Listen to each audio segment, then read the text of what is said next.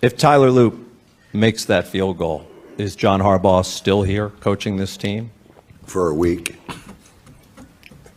For a week. Okay. Damn, he meant that shit.